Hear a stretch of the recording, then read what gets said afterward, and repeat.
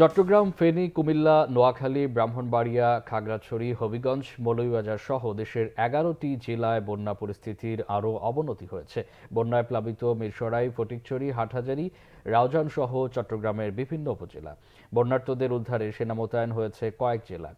এদিকে হালদা নদীর বাঁধ ভেঙে চট্টগ্রামের হাটহাজারী ও কুমিল্লার বুড়িচংয়ে গোমতী নদীর বাঁধ ভেঙে অনেক গ্রাম প্লাবিত হয়েছে। প্রতিনিধিদের পাঠানো তথ্য চিত্রে দেখুন ডেস্ক রিপোর্ট।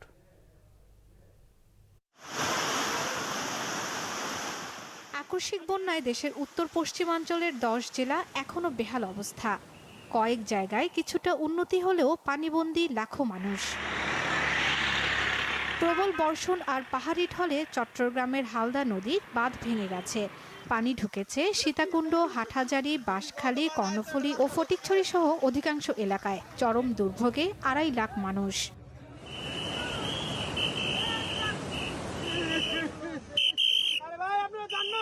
বৃহস্পতিবারে টানা বৃষ্টি ও উজানের পানিতে রাতেই ভেঙে গেছে কুমিল্লার গোমতী নদীর প্রতিরক্ষা বাঁধ। এতে জেলার বুড়িচং উপজেলার শোলনল, পীরযাত্রাপুর সদর ইউনিয়ন সহ আশপাশের বেশ কয়েকটি ইউনিয়ন প্লাবিত হয়েছে। এর মধ্যেই বন্যার্তদের নিরাপদ আশ্রয় নিতে মাইকিং করা হয়েছে এলাকায়।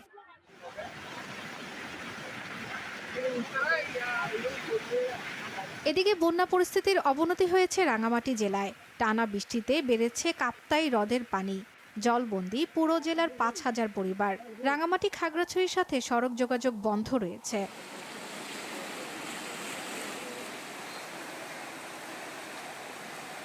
ব্রাহ্মণবাড়িয়ার আখাউড়া উপজেলায় কমতে শুরু করেছে ভারত থেকে আসা পাহাড়ি ঢলের তীব্রতা।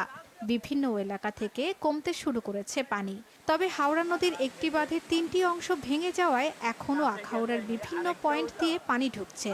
এখন পর্যন্ত আখাউড়া ও কসবার ৬০টির বেশি গ্রাম প্লাবিত হয়েছে।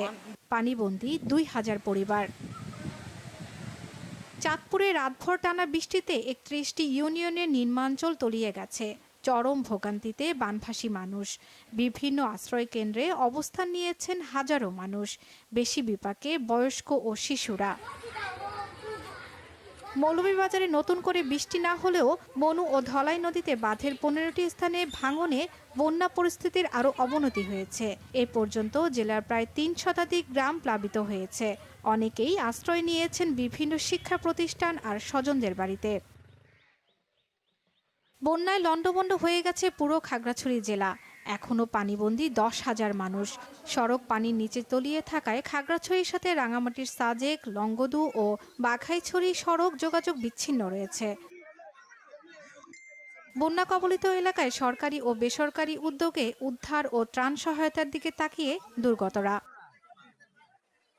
শর্মিলা কেয়া, বাংলা ভিশন, নিউজ ডেস্ক।